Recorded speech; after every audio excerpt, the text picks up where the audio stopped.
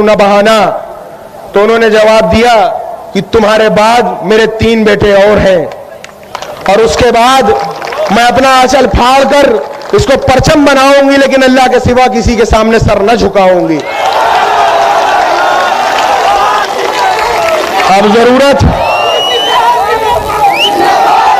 अब जरूरत हमें आपको है कि किसी की दलाली बाजारी न किया जाए, किसी का झंडा न उठाया जाए। झंडा उठाया जाए तो अपना झंडा उठाया जाए, बात की जाए तो अपनी बात की जाए, किसी और गैर की बात न की जाए। हमारे साथ अगर हक पे चलने वाले लोग हर तरीके से जुड़ने को तैयार हैं, तो हम वो लोग हैं जो हक के लिए जान दे सकते हैं, एक पल को नहीं सोचते। हम उनमें से हैं। आज के बाद ऐसा करिए कि कोई नेता ये न कहे कि जाओ लग जाओ काम करो, नेता ये कहे कि हमारे साथ जुड़ जाइए, काम कर लीजिए। ये ताकत बनाइए, अपने अंदर इकट्ठा होने की ताकत बनाइए। बहुत बहुत गुजारिश है आपसे।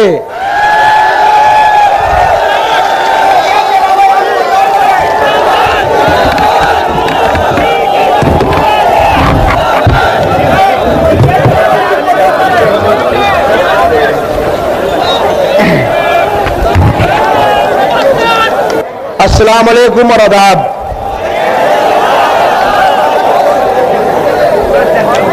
मेरे बड़ों बुजुर्गों, मुझे खुद बड़ा अजीब सा लग रहा है कि मैं आपका कल का बच्चा आकर इस मंच पर एक सियासी भाषण दे रहा हूं। मुझे एक झिझक थी कि जहां पर इतने बड़े बड़े सियासतदान मौजूद हों, जहां मैं अपने बुजुर्गों के बीच में हो जाऊं, वहां पर उनका कल का बच्चा एक क्या भाषण दे। Hello hello hello. लेकिन जैसा कि मैं एक सियासी घर में पैदा हुआ और बड़ा हुआ, जो कि मैं एक तालिबे इल्म हूं, अभी एक स्टूडेंट हूं, लेकिन सियासी माहौल में रहा।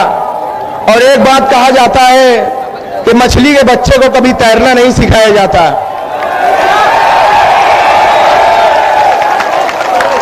वही खून मेरी भी रगों में है, वही हौसला, वही ताकत, वही जज्बात मेरी भी रगों में है, लड़ने की कुव्वत मेरी भी रगों में है।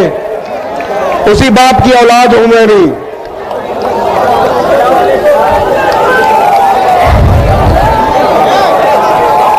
मैं आज जो मैं देख रहा हूं, गौर से सुनिए मेरी बात, बहुत जरूरी बात है ये।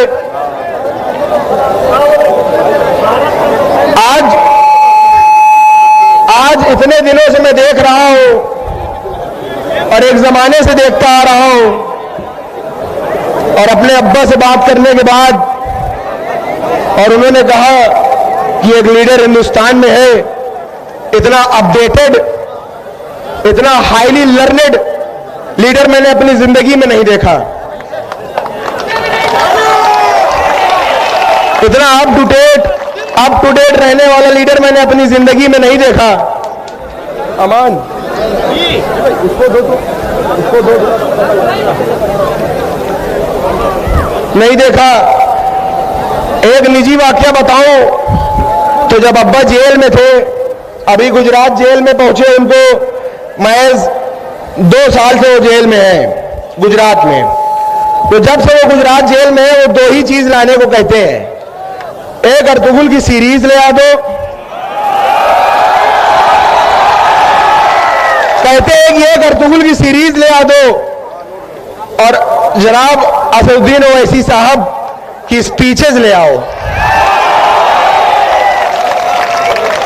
यहां तक कि ये जुनून उनकी स्पीच को सुनने का कि जो जब सांसद थे उस समय के जो अब्बा के पीए थे, उनको दिल्ली में कहलाया कि जब मैं सांसद था और उससे पहले उस जमाने के जो असदुद्दीन ओवैसी साहब की स्पीचेस हैं वो मुझे पेन ड्राइव में करके जेल भेजो, ये तक कहलाया गया। तो जब मैंने अपने अब्बा की बात सुनी, असदुद्दीन ओवैसी साहब के बयानों को सुना, स्पीचेस को सुना, तो यह एहसास हुआ मेरा भी जो इल्म है, जो अक्ल इजाजत देती है, उस हिसाब से हमें समझ में आया कि हम आज तक ठगे जा रहे हैं। आज तक हम ठगे जा रहे हैं। जैसे कि कहा जाता है कि तुम्हारी फाइलों में गांव का मौसम गुलाबी है, मगर ये आंकड़े झूठे हैं, ये दावा किताबी है। समझ लीजिए कि इसी तरह से हम लोग ठगे जा रहे हैं और झूठ बोला जा रहा है। हम तो वो हैं जिन्होंने इतने साल वोट दिया है, हमारे आपके बाप दादाओं ने इनको वोट दिया है। अगर आज हम खुद वोट मांगने की बात कर रहे हैं तो हम क्या जुल्म कर रहे हैं? क्या जुल्म कर रहे हैं बताइए? अगर हम वोट मांग रहे हैं तो हम गलत कर रहे हैं। हमारे साथ अगर हमारे हिंदू भाई मुसलमान सब साथ में है, हिंदू भाई है, सिख भाई है, ईसाई भाई है, उनको ये पार्टी अगर मौका देने की और उनको हिंदुस्तान को कॉन्स्टिट्यूशन पे चलाने में दखल देने की बात करती है और सबको लेकर साथ चलने की बात करती है, तो अगर हम आजादी के 75 साल के बाद अगर हम अपना हक मांग रहे हैं तो क्या गलत कर रहे हैं? बहुत से लोग यहां उत्तर प्रदेश में और भी जगह हिंदुस्तानों में हमको कहते हैं वोट कटुआ। सुनिएगा, हमको कहते हैं वोट कटुआ।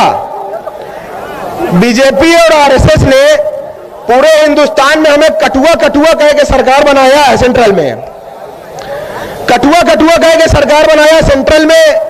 अब ये यूपी में वोट कटुआ कह के सरकार बनाने जा रहे हैं। तो हम चलिए, अगर हम कटुआ कहलाए जाने से कभी शर्माए नहीं,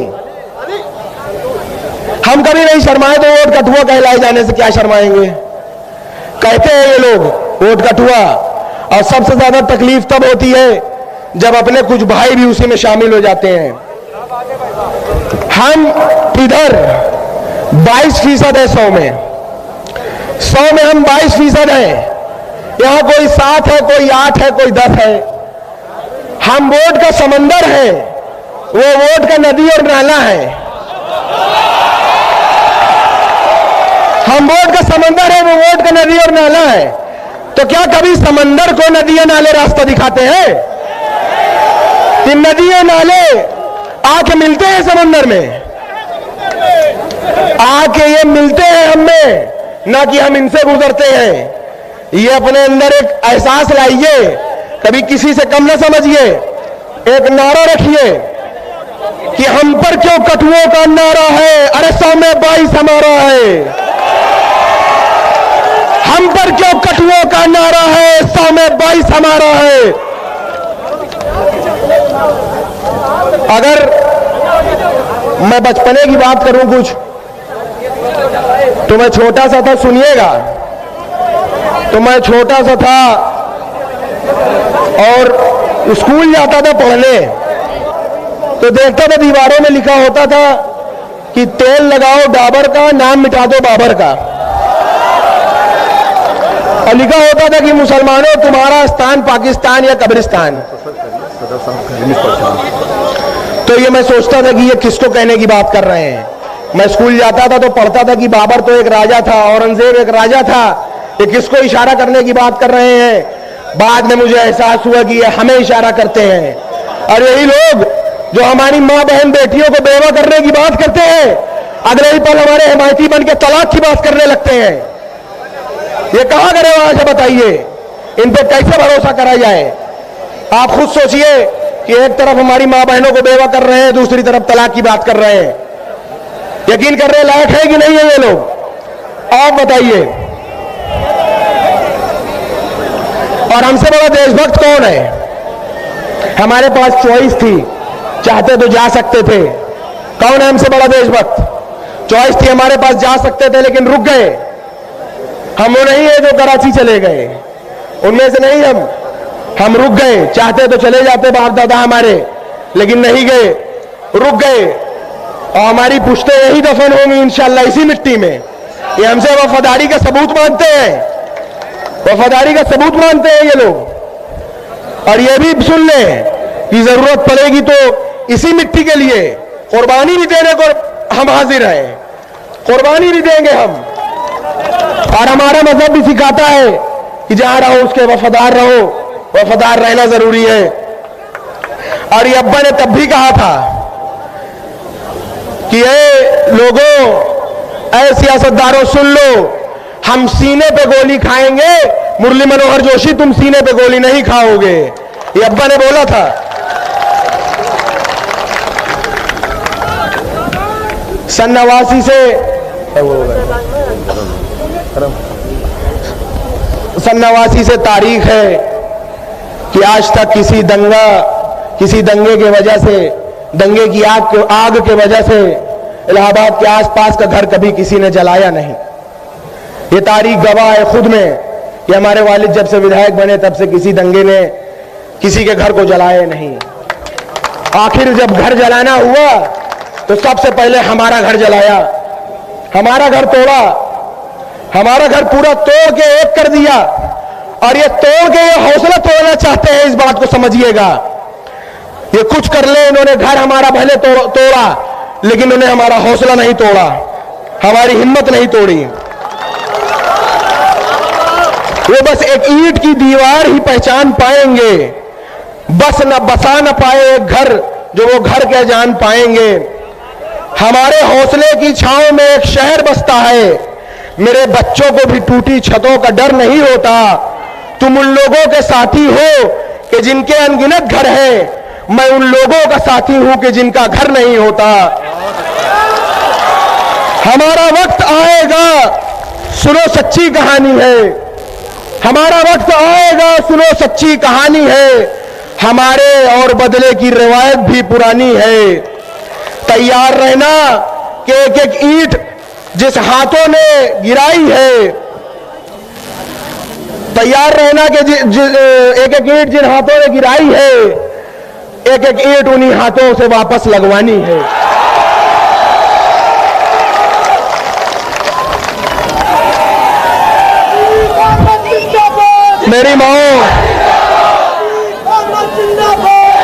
मेरी मां से कहा मैंने,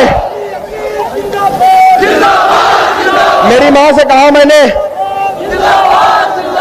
मां से कहा मैंने कि अब्बा ने जुल्म के खिलाफ आवाज उठाई, आप 26 साल से उन्हें जेल में देख रही हैं, मेरे चचा को जेल में देख रही हैं, मेरे भाई को, अपने बड़े बेटे को जेल में देख रही हैं। कल को मुझे इस लड़ाई में शहीद होना पड़े तो आंसू न बहाना। तो उन्होंने जवाब दिया कि तुम्हारे बाद मेरे 3 बेटे और हैं, और उसके बाद मैं अपना आंचल फाड़ कर इसको परचम बनाऊंगी, लेकिन अल्लाह के सिवा किसी के सामने सर न झुकाऊंगी।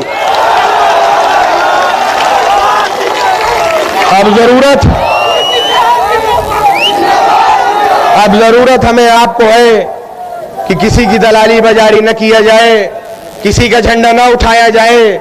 झंडा उठाया जाए तो अपना झंडा उठाया जाए, बात की जाए तो अपनी बात की जाए, किसी और गैर की बात न की जाए।